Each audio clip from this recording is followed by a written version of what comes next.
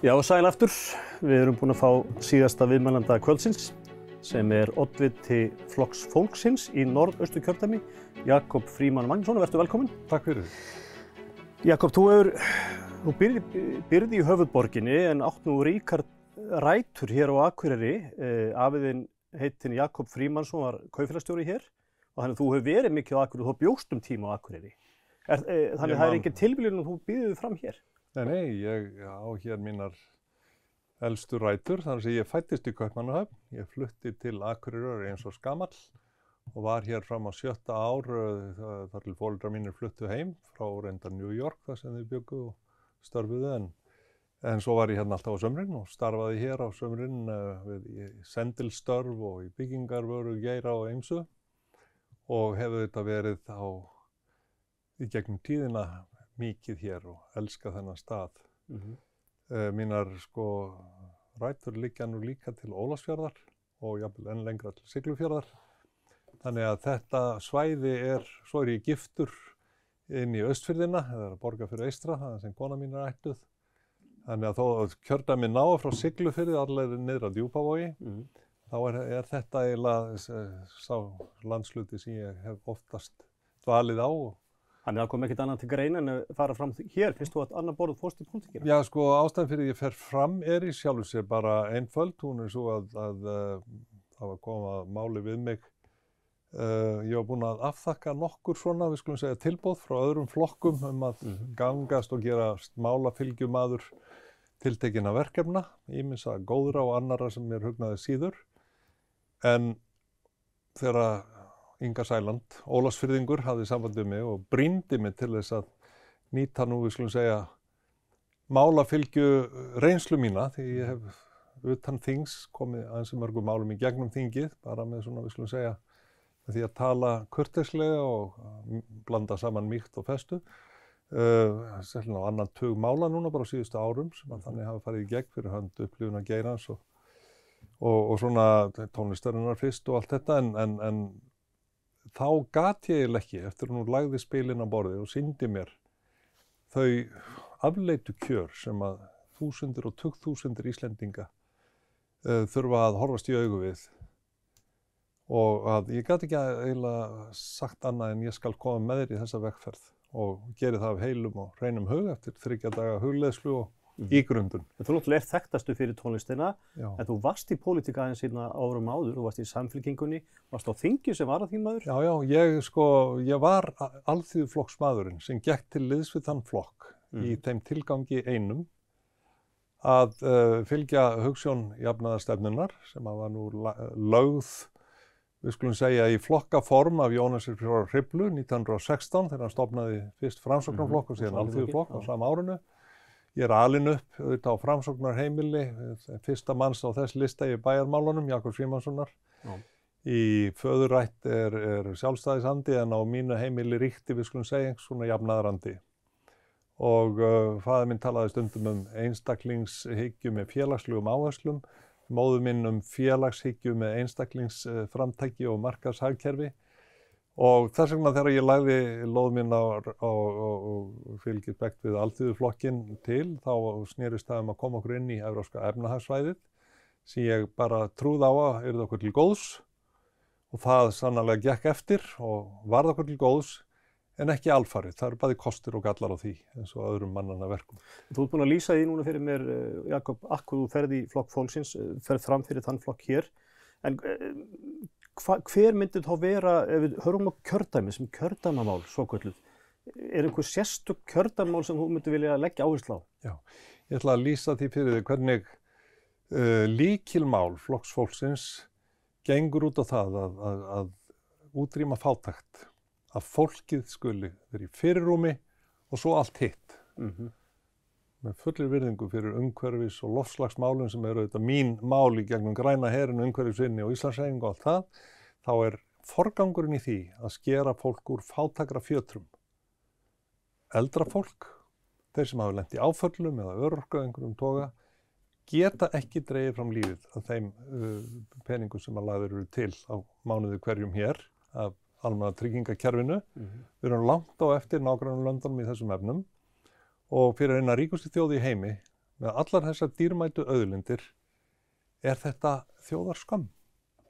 Það ekki boðlegt að láta þetta spyrjast okkur.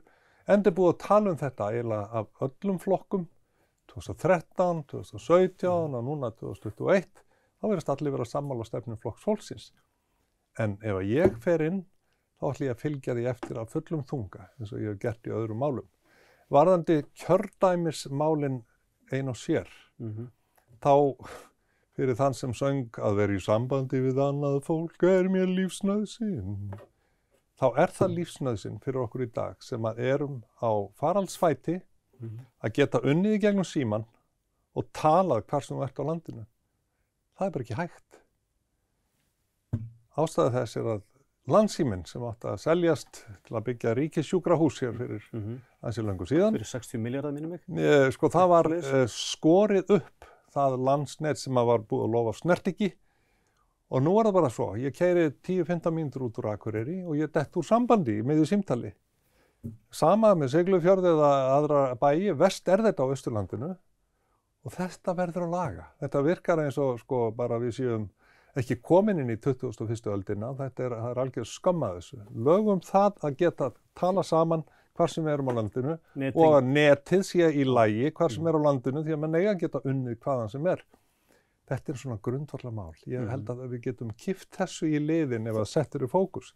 Nú, samgöngumálin eru þetta gríðarlega mikilvæg. Það þú veist, ákveðin afturför í því, ef mikilvægu við að þú ert að skjótast til Egilsstaða eða ert á Egilsstöðum þarf að skjótast til Akureyrar. Það var hægt að gera það hérna á 20 mínútum til skamstíma, það ekki lengur í boði. Það þarf að styðja við samgöngur og jafna samgöngum og möguleika allra á Íslandi. Á þessari eyju sem nú ekki stærri en hún þá afleitt að þurfa, ef þú ert með stuttan fyrirvara og þarft að mæta á fund eins og ég, að vera kannski settur í það seinta kvöldi að já, þú þarft að annarkvort að keyra í 3,5 tíma og svo aftur tilbaka eftir fundinn, eða fljúga til Reykjavíkur og svo til Egilsstaðar og guðma þetta hvað. Þetta eru hlutir sem ætti að vera löngu búið að kippa í liðinn og við ættum að vera með svona hraðal hér á milli sem hægt að komast fljótt og vel og greiðlega á milli á öruggum vegum. Og sem betur fyrir ekki mikið að brúm á þessari tilteknu leið, en þær eru í svo miklum ólestri víða og það fyrir þjóð sem byggir sitt á ferðaþjónustu að jafn miklum hluta og við gerum, þá það eru slysagildrur allt og öryggi í samgöngum álíka, við skulum segja, gloppótt eins og öryggið í nettengingum og símtengingum. Þú hefur verið að vinna í ferðaþjónustu talandi hana. Þú hefur verið svolítið að vinna í ferðaþjónustu. Skynjarðu það þegar þú ferð kjördæmi að þetta standi í ferðaþjónustu fyrir þrifum? Já, ég tel að þetta stefni í tvísýnu mjög og hættu okkar, orðspori okkar sem ferðamanna áfangastaðar. Ef við tryggjum það ekki að fólk sem að koma kannski í fyrsta skipti til Íslands, nóg að sjá, sumir allavega kínversku ferðamennir hafa kannski aldrei ekið öðruvísinn í svona simulator og eru bara að hafa fengið bílpróf þannig, eiga ekki bíl ekki vanir og svo sjá þeir allt inn og fallegan foss eða fjall og allt inn og konur yfir á hina akreinina.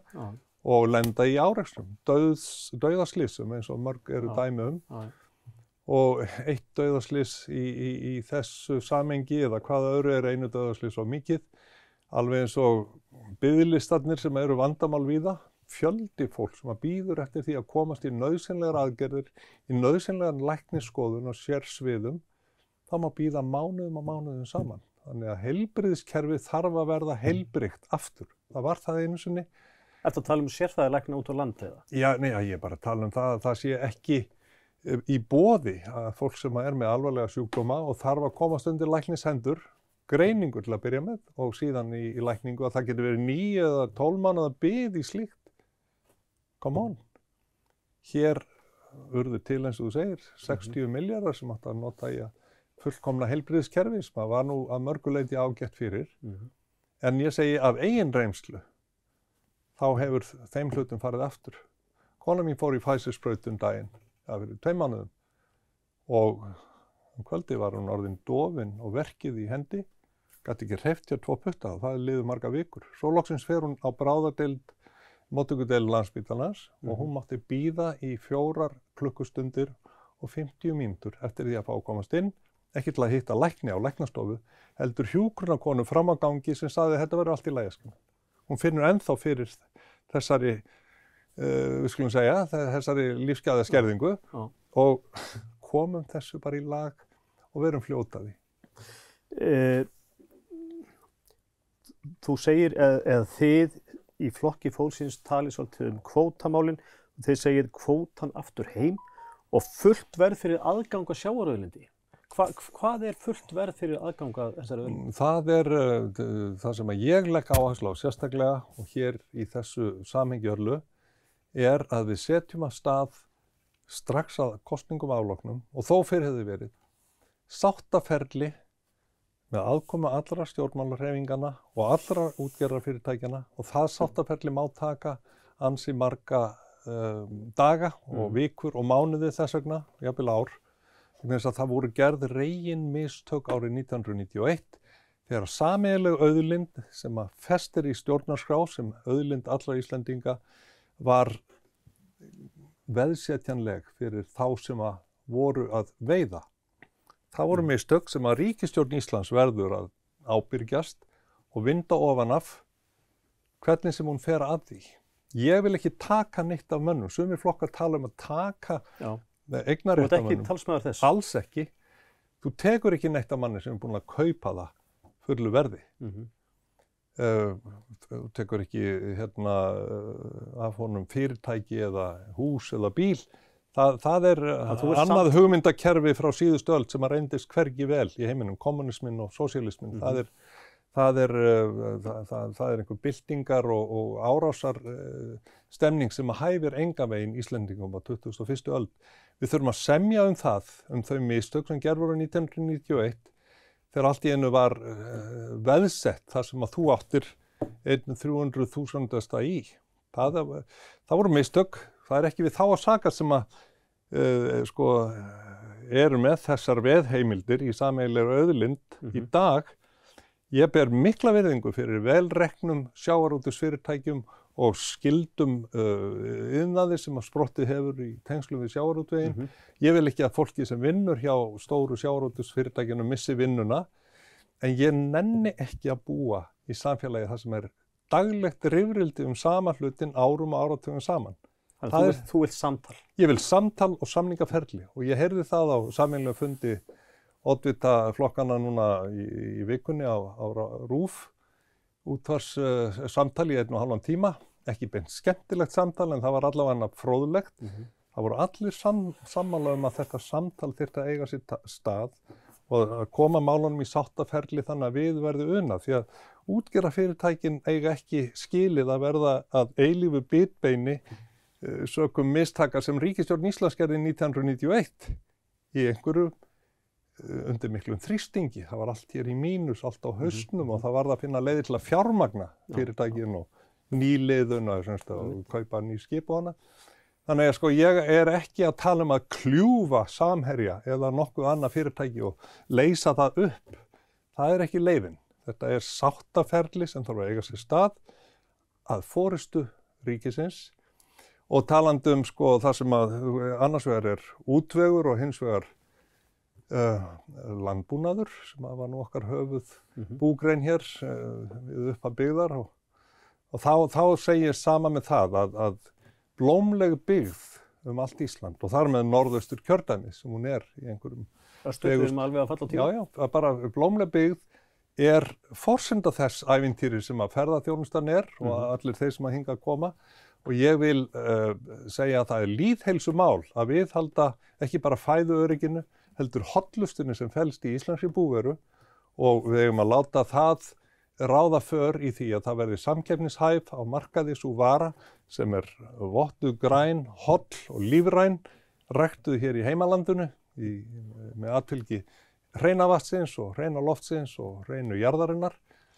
Ég held að það myndi minnka álagið á heilbrigðiskerfinu ef við borðum meira íslenskt og svo við að branda búvöruna, gera hana verðmeiri til útflutnings allan heim. Örstutt lokaspurning. Flokkur fólksins hefur ekki átt fulltrúa á þingi í þessu kjördæmi. Ert þú bjartsýn á að verða þingmaður þessa kjördæmis eftir kosningarnar? Í síðustu kosningum munaði 26 atkvæðum á því að það færi hingað héðan þingmaður inn, séra Halldór Gunnarsson sem þá var. Það voru reyndar atkvæði í Reykjavík norður sem að þar hefðu gert gæfumuninn í jöfnunarsætakerfinu og þess vegna sama hvar fólk á landinu, ef það setur exið sitt við F, þá eykur það líkurnar á því að ég fari inn sem málsvari kjördæmisins og eins konar umboðsmaður á því háa alþingi sem að við stundum köllum svo. Þannig að ég hefði ekki farið í þetta nema að ég hefði fengið þá tilfinningu sterklega að mér væri ætlað það hlutverk að ganga til góðra verka í þágu norðaustur kjördæmis. Kæra þakkir Jakob Frímann fyrir komuna. Takk fyrir spjallið. Og við ljúkum þessu hér með í kvöld. Sjáumst aftur annað kvöld á sama tíma. Takk fyrir í kvöld.